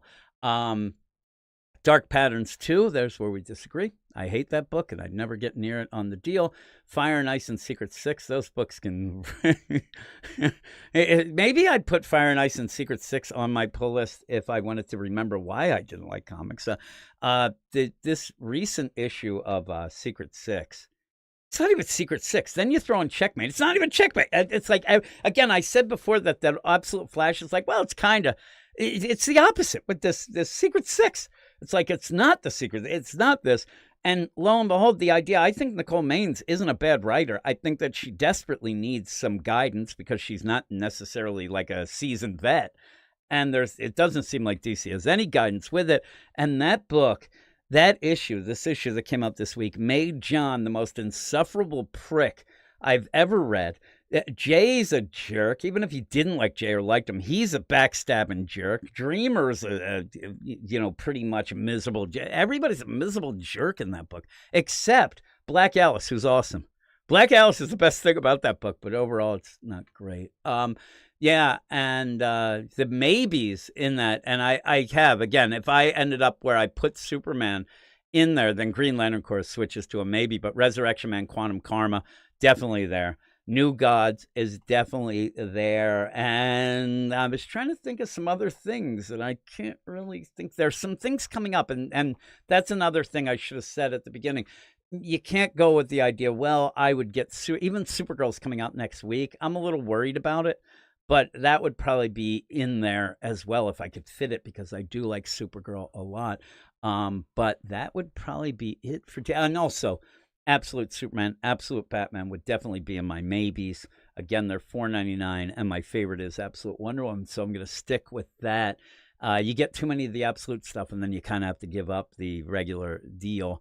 I'm trying to think of some other books. I mean, I'm going to look at the chat here to see what everybody's thinking. Yeah, I know. Well, Ram V's hair is very luscious, and it ends up, it gets me. I start having dreams about that hair flowing around. Actually, I think... last week, I might have gotten another... I get in arguments with Ram V a lot about when he brings up he'll bring up certain references and things like that from the past. He did it with the Revolutionary War in his Detective Comics deal, and what he said was completely wrong. I know it's nerdy, but if people can yell about nerdy stuff about comics, I can yell about history stuff. So take that. And yeah, that's Aquaman. Lane said really like. Yule says Batman's been a drop for a long time. It's true. I don't think that Batman would have been. When would it have been? I don't remember when I would have had Batman on my do or die pull list. It would probably actually be at the very beginning. If you had hit me around issue 5 of Tom King's run in the Rebirth, where I didn't realize that it was garbage, I probably would have had it then. It was when you had Gotham Girl in Gotham, and when Gotham died. It was a really touching issue, I thought. You also had, I think, in that issue, too, was one of the fun plays where Batman needed Alfred to dress up as him and kind of go and drive around the Batmobile. I thought was funny. But after that, it went down. But that might be the last time. I mean, it's been tough for that. You have Jody LaFlame says, I don't mean to laugh at your dad, Jim, but that's hilarious. Yeah, my dad and me did not get along. And then that's the thing, too, all the years later, where I said, I want to be an archaeologist. And he, what are you? I think that he was just trying to get back at me because I was right. Yeah. Lane, the problem is you say that's great. He never cared. Legit, he asked me, my brother, and my mom. Here's the vote. My mom said, that sounds bad. My brother was younger than me. Kind of a moron, but he's like, I don't know. And then I said, that sounds like the worst idea. And my dad basically said, well, I'm glad we all agree. Off I go. And it didn't work. I know that my mom probably railed into him. I did not, but my mom didn't get along with her either. So my mom's big thing was when he died, when my dad was on his deathbed, I actually had to do we were going to be on TV for the website. Pushing some things for like a QVC. I forget what it was, whatever this network was, but we were going to be on that, which we were. But my mom called me and said, I think your dad's holding on for you to say goodbye. I hadn't gone and really seen him. It was freaking me out. Also, it was weird because he was in a coma, but they didn't shave him and the hair was like going into his mouth. Oh, it was bad. But I didn't. And she's like, I think that's the case. So she's like, I really think you should come. The thing, though, was, that I had gotten word already that she was already bitching because she wanted the will. She wanted the money, and then he was hanging on. He's not coming out of it. Like, she wanted to. I don't like. It was one of those where she wanted to pull the plug before he even went in a coma. Like, he was just there in the hospital, and she's like trying to get the plug out with her toe. But I ended up going. I said, hey, goodbye, whatever. I think actually I said, you were never nice to me, but I'm sad to see you go. But whatever. That was like my final goodbye. So I go, my mom's waiting outside the room. So I go out and she goes, I know that now you said that he's going to go, and please tell me you're still going to talk to me, which lo and behold, I've talked to her once since, I think it was like 10 years ago. But in the meantime, she says, and I said, well, you don't seem too sad. And then she's like, well, I'm not really. I've actually had a boyfriend for the last 2 years. I'm like, you bitch. And then I left. So I left. There you go. And she really was upset because I guess at one point my dad had kind of changed. I think that she finagled the will, but my dad did end up having some things that I think he knew that she would end up doing stuff. So he had to get bonds for me and my brother with our names on them so that she couldn't steal them. What a bitch. But yeah, you go and says, Dungeon Crawler Carl says, I really like Catman, but can't find much with it. I mean, Catman in this book doesn't do anything. And then says, I know you like Hayden Sherman on art. Are you not big on Waters? I hate Hayden. Well, Hayden Sherman's art fits dark patterns, but no, I don't like Dan Waters at all. I don't think he's a very good writer. I think he tries to be more like Ram V. When that was in Detective, it was like a double dose of bullcrap. I couldn't take it. Elaine likes the good family drama. Yeah, that's the thing. My second oldest son, who's renovating our house, he says all the time, he's like, yep, talk to your mom the other day. And I'm like, you could just say, talk to your grandmom or something like that. He's like, yeah, I'm starting not to like her. And I said, really? Like, why is that? And he's like, yeah, she's really self-centered. She doesn't care about it. I'm like, this is all the stuff I told him. I said, watch out. There's no, one of the things, just to show you, my mom would definitely, she would take the kids out when it was their birthday. She would take them to the movies. The problem is we have our kids are pretty much, except Zach. Zach was born in December, but the rest of the kids are born within a month period, starting at like February, I think it's February 7th to then March 6th. So they're all there. So my son Ethan is the last. He's in March. And by the time she would get to him, and it's like, yeah, these movies are expensive. So he wouldn't get it. But also Rafe, who's right in the middle. Every year she'd say, okay, well, what movie do you want to see, Rafe? And he would say, like, oh, I want to see whatever it would be at that point. Should say Deadpool. But it was like, Lilo and Stitch. I don't know what was coming up. But Lilo, oh, I don't want to see a kid's movie. And then she would make a 6-year-old go to like some rom-com or something that she wanted to see. Oh, she's the worst. No, the thing is, I don't love the art in Wonder Woman. That's all story for me. I think Hayden Sherman on the Wonder Woman, Absolute Wonder Woman books is horrendous. I don't like the art one bit, but the story is so good. And also those last 2 issues were awesome. But the regular art, I think that he's garbage. He's not suited for that book at all. I think he's better suited for the Batman deal in Dark Patterns, but not Wonder Woman at all. So, yeah, look who's talking to. I'm telling you, it's like the worst. But, yeah, I'm not a big fan of Hayden Sherman, though one guy did tell me that it's amazing because Hayden Sherman's covers are really good, but that interior art's not great. But yeah, I'm looking else with the deal. I like how Supergirl looks on the cover. I hope the book isn't too preachy. I believe with Campbell doing it, it's her art too. But I think that from the TMNT, and I always worry because I always get Sophie Campbell and Josie Campbell mixed up. So I just say Campbell. But she's really big on just the family drama. You could like that, but she's more into like, well, we're going to sit around and eat and we're going to do that sort of thing. There's a lot of standing around. There's a lot of things, and I hope that's not the case. But yeah, those 2 issues were great of Absolute Wonder Woman. But again, I'll deal with bad art for a good story. And it's not bad art. It's just not great. And it doesn't make it feel as epic as that last couple issues. But we'll move on quickly to the Marvel side of things. And I was worried that I wouldn't get enough Marvel stuff. But then I started writing down, I legit have 1, 2, 3, 4, 5 books. We'll have to see if they work out in it. I probably am missing some Marvel stuff here. But in the meantime, I don't have a lot of maybes. In fact, I don't have any. If these 5 books fit, then I really don't have much more. And people could end up saying, hey, what about this? And it probably like, oh, yeah, I forgot about that. One of the things I'll tell you, and I'll just put it out first, Ultimate Spider-Man's on my list, but that was the last one. And I only put it in because I knew it would take up some of the cash because I don't really love it right now. I think that it's moving too slow. I think it's definitely a book that I would have more read or on the app or would have gotten the trade later. So it wouldn't have actually been on my pull list. I told you, I was 3 issues behind at one point, and it was a book that I read right away for the first, say, 6, 7 issues. But it's just, I don't know. When you say, when I talk about it and I say, and some people end up misconstruing it and say the deal where, oh, you keep yelling about Spider-Man and Peter being with MJ. That's not necessarily what I want. That's what most of the fans seem to want. I just want a more mature Peter, and let's, let things go and maybe make things count, whatever it would be.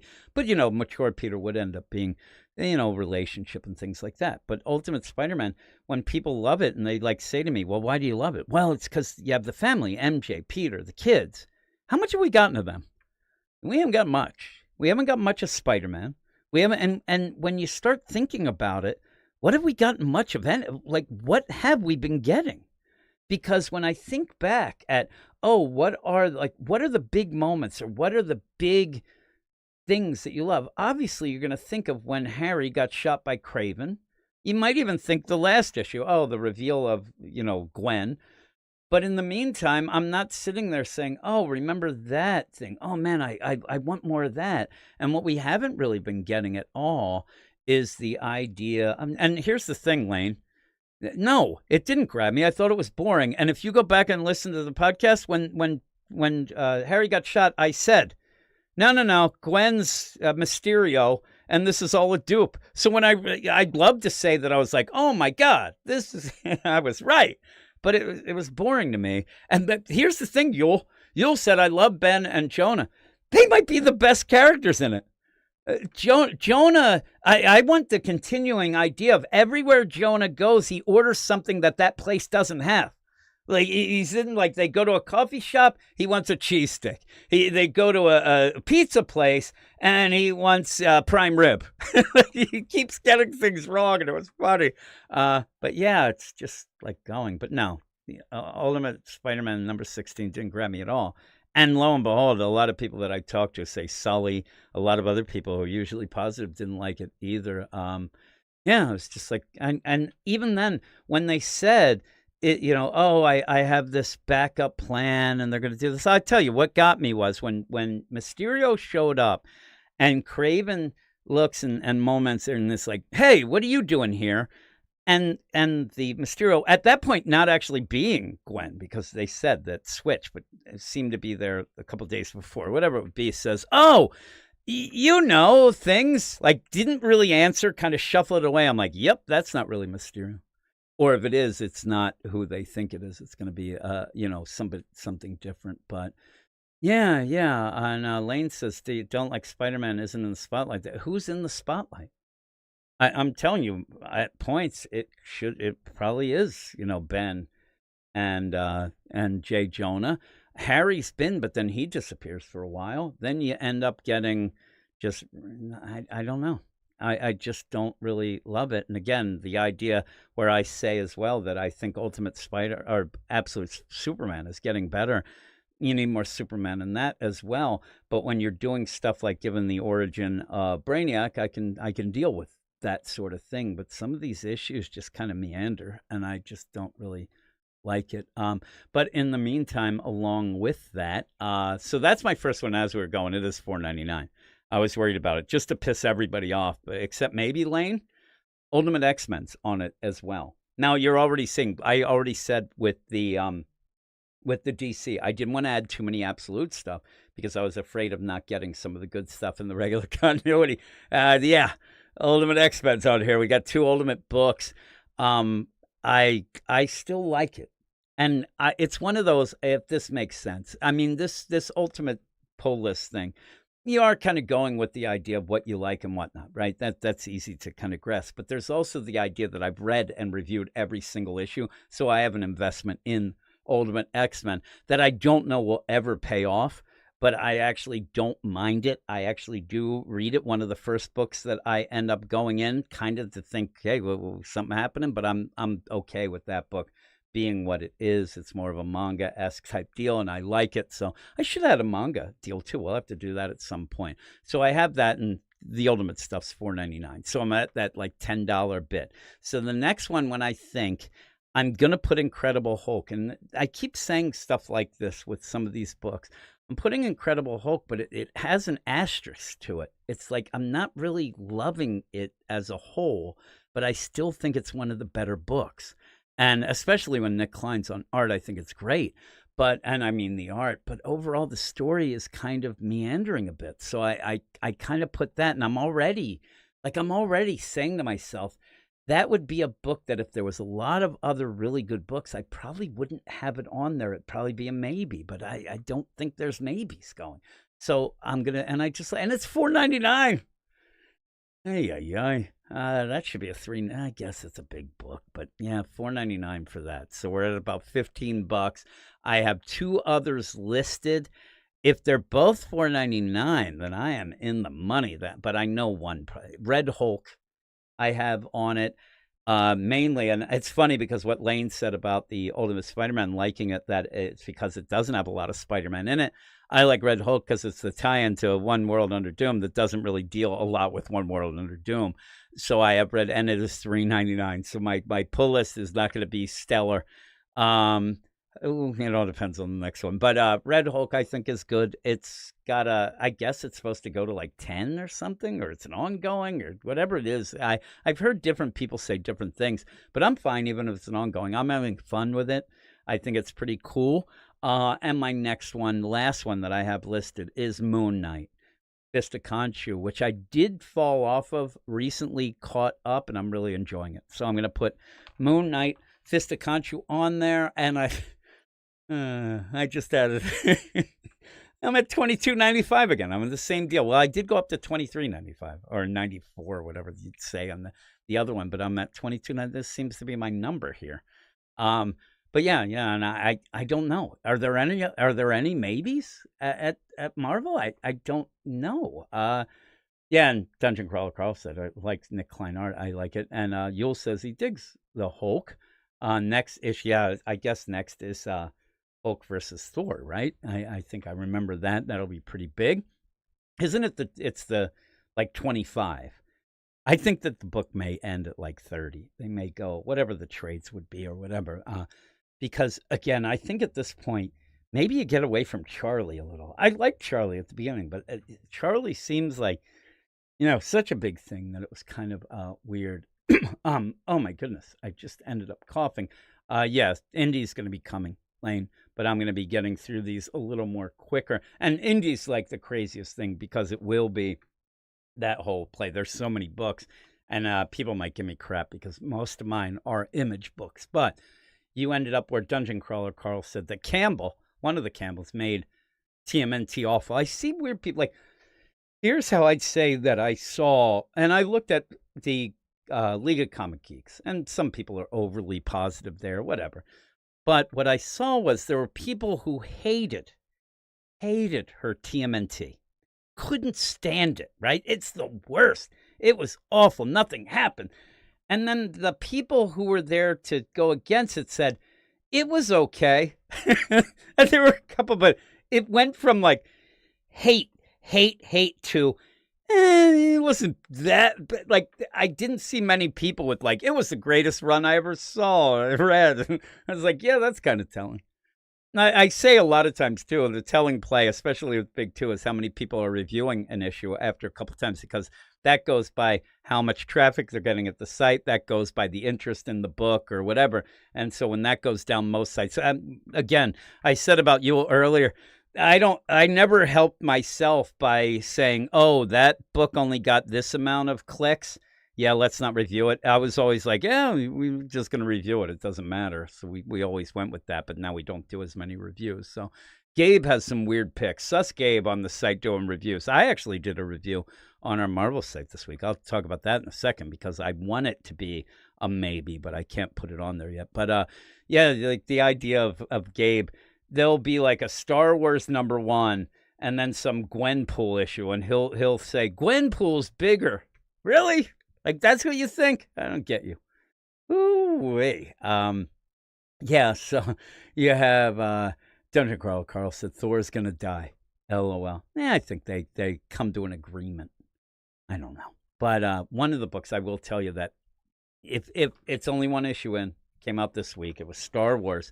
If that issue would have wowed me, I would have definitely put it on. I'm a big Star Wars fan, though I said, when do you start to say you're not a fan? When you hate more than you like. That's what happened with me with The Simpsons. I would say to people, The Simpsons is my favorite show of all time, and then realize, wait a second, I only like up to maybe season 10. Mainly season maybe half of 9, but I can't say it's my favorite show of all time when I hate 23 or whatever it would be seasons now.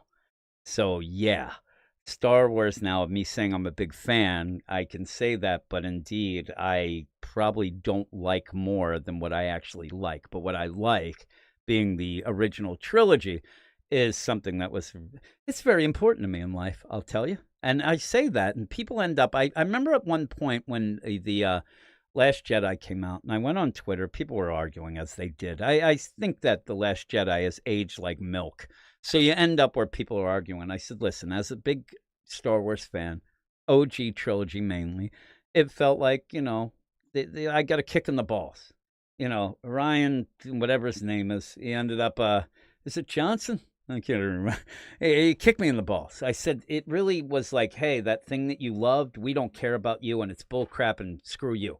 And the guy's like, ooh, being over dramatic, whatever. And I said, this is the problem, because this guy was saying, oh, I'm a Last Jedi fan because that original. I'm like, I'm more connected than you. Like, that means, it means more. He's like, oh man, so dramatic movies or whatever. I'm like, that's why you're an asshole, and probably why you like this, because I am a Star Wars fan. Like, this is something that is very important to me. This is something that I ended up when I moved the summer after New Hope came out. It was what got me friends. I'm a shy guy. I can't talk to people at all in real life, and I have real problems. But I ended up hearing a bunch of kids, because this neighborhood, it was a crazy deal, but this neighborhood kind of just got built, like this whole development. So everybody that moved in, 99% of the people had kids my age. They were going from Philadelphia, close to Philadelphia, and they were going to this neighborhood. So there were tons of kids.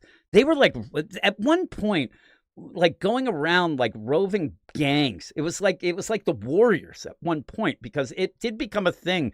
Like, again, it was a weird play because a lot of the people did come from like cities and Philadelphia and things like that. So it really became like, hey, what street are you on? And then people would fight. Just it was pretty funny. Erica was on the DC podcast with me. He lived in the development, the same deal, but he was on Dewsbury. Those people were assholes. Plus, you would get these streets that some of the houses were more expensive at some point. It was like Lord of the Flies at points. But at the beginning, I went and I heard these kids yelling and screaming, and where my house was, they had big piles of dirt behind there because, again, they were just building all these houses at once. It was crazy. And I heard them talking about they were playing Star Wars. They were arguing, I'm Luke Skywalker, and what, like. So then I kind of like drifted out. I still wouldn't have gotten involved, but I drifted out. And the first thing that one of the guys who said to me, and I'm telling you, there were like 8 kids playing at this point, and all 8 are still lifelong friends with me. And the one kid said, hey kid, you see Star Wars? And I said, yeah. And then again, Yule's old, Yule's, near my age, and the people who are, you don't just stop there. Oh, how many times did you see it? And, I'm a liar. I had only seen it twice, but I said, oh, I saw it like 22 times. I don't even think I said like, because then it would have, I think I said, oh, I saw it 18 times. Hey, come over here. And then we all became friends. And then it was like, who's your favorite character? What do you think? What would do this? What do you think of that? And it was awesome. I'm actually getting like a cheery feeling that I rarely get in my heart right now. My heart just grew 3 sizes bigger. But then I go and read that Alex Seguira's Star Wars, and it was so boring. Man, nobody's out there playing that. I did say that one of the things with The Last Jedi, the thing that got me, even with the prequels, even some of the, not the sequels mainly, but even some of the prequel stuff as well, is the idea that I loved to, now I did redeem myself. I think, and it is weird too, because if you're at a certain age, you do know how many times you've watched it. And I've now watched it, it's 28 times. I had it listed at one point. It's the movie I've seen the most. The next is, and you can laugh at me, the next is Wizard of Oz, but that was because it was on at holidays. But I also love that movie. My second favorite movie is Raiders of the Lost Ark, but then third is Wizard of Oz. But in the meantime, though, the whole play of it is, I said, where I really realized that The Last Jedi just wasn't the deal is I thought, what are kids going to, hey, let's go play Last Jedi. I want to be Kylo Ren because I'm a sniveling bitch. And then the whole play of the thing is you have a couple kids trying to have fun. And then the Kylo Ren character comes in and says, we're going to get rid of the past, and ends up beating the shit out of him. Last Jedi, like the idea. Let's go play Last Jedi. Yeah, I don't think we're playing with you anymore. It'll be the worst. Yeah, that's, I'm telling you that. And yeah, see, here's the thing. Now that you say that, I have to step back because I probably did see it like 12 times in the theater. I've seen it a lot at home, but fully through. But when they came out with the special editions and stuff, every time it came out, and lo and behold, right, the last time that they hit the theaters my one buddy who was the guy who said, "Hey, do you like Star Wars?" The guy's named Joe, the biggest Star Wars fan I've ever met, and was devastated when Marvel got and warned everybody. And we're like, "No, man, it'll be cool." He was right.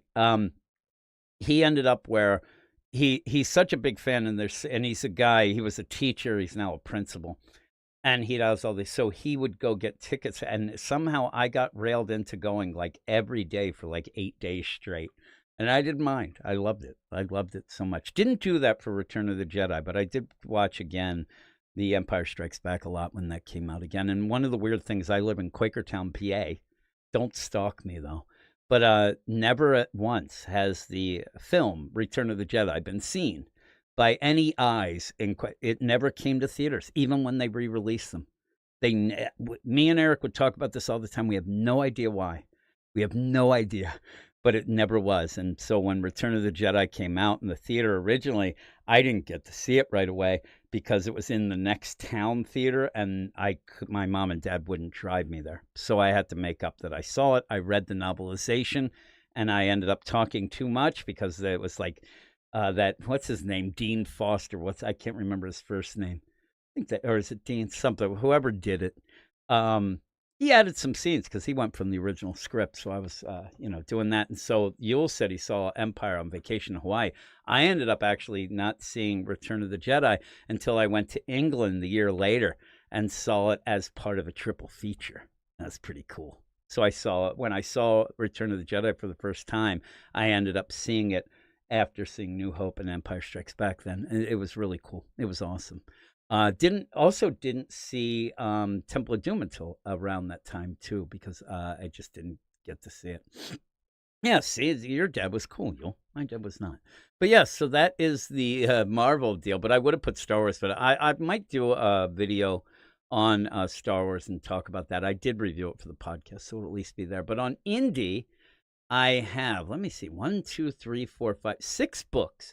And again, this is getting long, so I'm going to go through these real quick. And please, everybody, let me know what your lists are in the comments, live chat, but even in the comments if you're listening or watching the replay, because I have a lot of image stuff.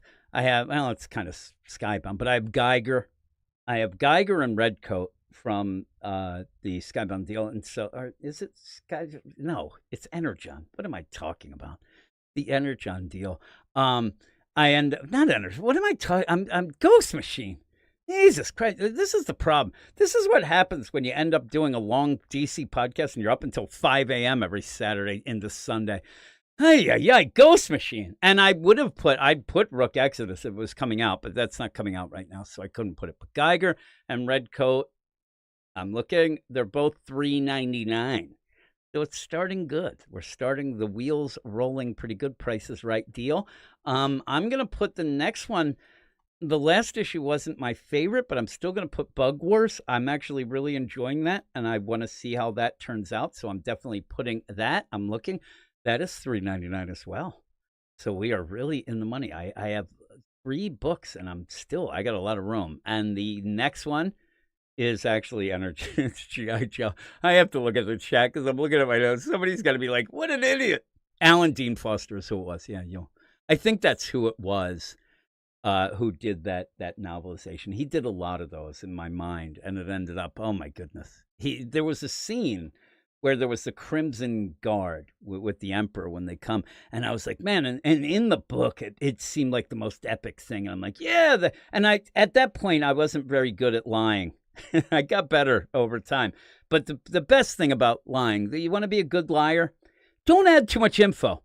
That's a liar. A bad liar is the one who's like, yeah, when you say, like, you want to lie and they're like, hey, where were you?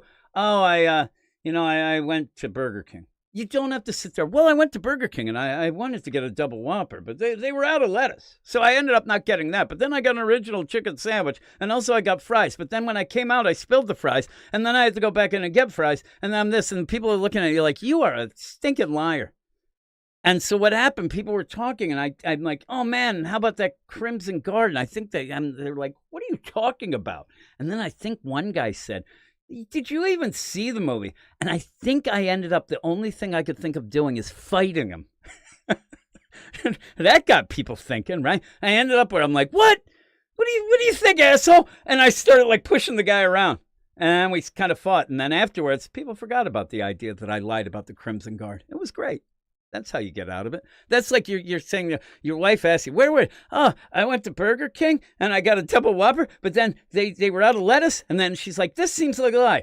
Put it up your dukes, bitch. Like, that's what you can do. I don't suggest that. You might get in trouble. Yes. Oh, yeah. They do. And some liars are like, well, listen, I have $1 billion, but it's like an escrow. And the only way I can get it is if you give me $1,000 so I can pay the taxes. And oh, right, you Nigerian prince, you. I think that if I was actually, because they have a lot of weird names for some, I'm an old guy. So I see these names of some rappers and things like that, and they end up being very odd. But I think that I would go with Nigerian Prince, but I would more dress up like Prince. But all in all, people aren't good. They're going to really call me out on it because I'm nowhere near looking Nigerian, but I'd like that. Nigerian Prince. That'd be cool. Back to my list.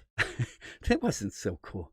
But yeah, don't lie when you're reading the novelization, because a lot of times they want to kick that shit out and they go by the script and shit changes. I learned that real quick. My next one is G.I. Joe. It is $3.99. I'm still really liking G.I. Joe. People will wonder why Transformers isn't on the list. And if you wonder that, you don't know me very well, do ye? Because I've said a lot on the aficionados. I have no connection with the Transformers. I realize it's a good book. I can recognize that. I just don't have a connection. So I end up not really having that. But what I do have a connection with is Jeremy Adams, and I'm putting Flash Gordon on the list. And I look, and that's $4.99. I didn't think that was that much. That's kind of crazy. That should probably be $3.99 in my mind. But it's a good book. I don't think anybody would feel ripped off. Now I have a problem because my last book is Conan the Barbarian, and that does feel like a $4.99 book. And if that's the case, as I'm heading this up, I'm going to be over, and then I'll have to hit the losing horn on The Price is Right. Nope, it is $3.99. Is that true? If somebody gets that holy moly. I actually did it. I'm actually right there. That is a really cool deal. I'm surprised that I'm surprised. I would have thought maybe it's because they have the sword.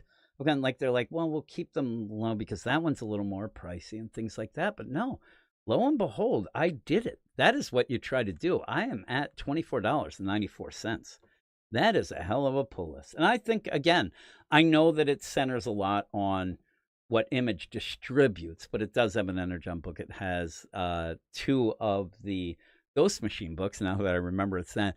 But I think that's a pretty good pull list. Now, indie is going to be one of those. There's so many indie books, and so many come in and out, that if you do have a pull list like this, you probably would switch around with things like, oh, that's a little down now, or that's like a Rook Exodus. That's on hiatus, so we'll get back to it. But a lot of that, and it's funny, too, if you go with a lot of the indie books are, minis. A lot of them will be like, especially at Image, the idea of, hey, it's 6 issues. If it does well, we'll come up with a sequel, whatever. But lo and behold, the ones that I did pick, not even realizing, seem to almost be all, except maybe Bug Wars, being ongoing stuff in a universe. And so that's telling. That's actually something that is pretty cool. And actually is why I probably like them without even thinking of it in general, as I'm going with the ones that end up having longer form stories also in their own worlds and things like that going on. So I'm at $24.94. That is kick ass, but that is it. That is it. Like I said, I would love to hear what people's deals are. And again, when you go to do it, it ends up, when we end up, usually there's 2 people, so you get that back and forth and you argue with each other about things like that without having that. That's how I had to do it this way. But yeah, I want to be Nigerian Prince now. I remember the first time I went and saw Beck. Actually, it wasn't the first time. I went and saw Beck a bunch of times, and then I brought Guy Jay that I work with. And it was at a festival. Like, Beck was there, Cheap Trick, Weezer. Pretty cool. He had never really listened to Beck or seen him or whatnot. And I said, he's really good. Deal. Seems like a lot of people hate Beck now, but I do not. But he ended up saying that he was the White Prince afterwards. I'm like, all right. Like, he liked him. He thought it was cool. He thought that was a compliment, by the way. But yeah, so yeah, and Dungeon Crawler Carl said that Bug Wars has been a pleasant surprise. I agree, and yeah, the 3.99 is great. Jack. Also, it would if I really wanted. I wish I was like getting in that last bit of Spawn deal before that price changer. If it has, I could go with the 2.99. Would have been great. Actually, one of the things I was going to add, but I didn't because it is like repo. But it is the Walking Dead Deluxe. I end up reading that. I love it. We have a podcast on our Patreon, but I would buy that now anyway. Oh yeah, the little stinkers. I think me and you, we're not stepbrothers. We might be twins. Is what we might be. Oh my goodness gracious! We have to take over the aficionados at some point and just start talking old stuff, older than even the stuff that they would know. That'd be great. So yeah. So that is it, though. I did hear I had planned it, and I ended up putting my my pork belly in for 2.5 hours, thinking, well, I'll definitely be done at that point. And I ended up hearing it go off, and lo and behold, we are under that. I think I put the wrong timer on. Oh, what an idiot. I'm almost at 2 hours. It's still cooking. I don't have to do that. What did I do? I think I put, oh, I know what I did.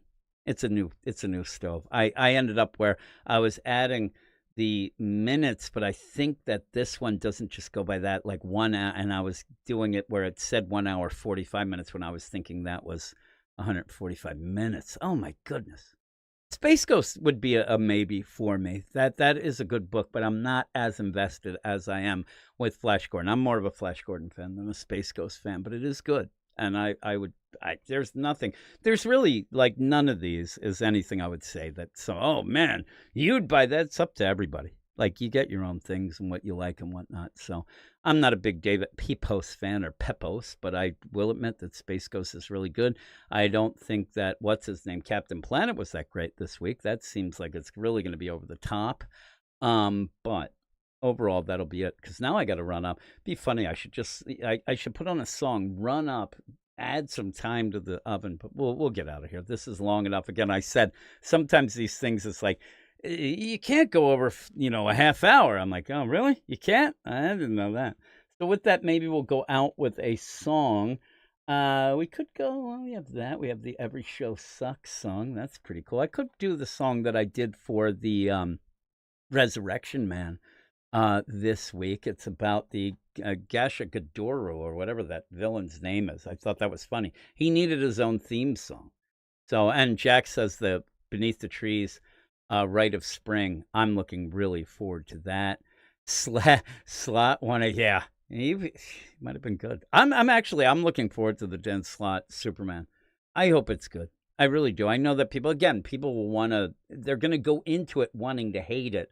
Hopefully it's good enough that people can at least say, that wasn't that bad. And a lot of people went into that Batman Off-World. They wanted to hate it so much. That book was great.